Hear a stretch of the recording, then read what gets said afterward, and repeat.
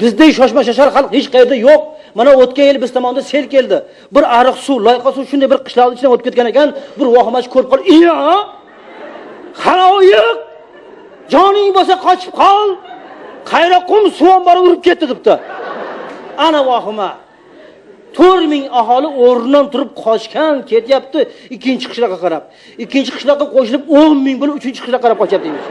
Hech kim bilmaydi kim qaqarib ketyapti, nima bo'lgan. O'sha voqeada bo'lgan bir yigit aytib beradi, "Hojiboy aka ishonmaysiz" deydi.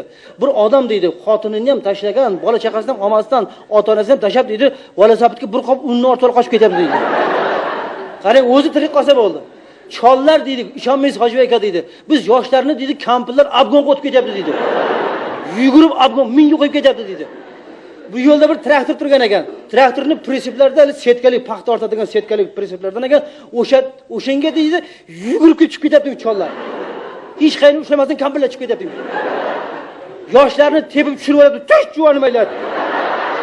Sanlar suzishni bilasanlar, tush. Biz qarilar minib olaylik, sanlarga barabar tush. Qo'lingni ol."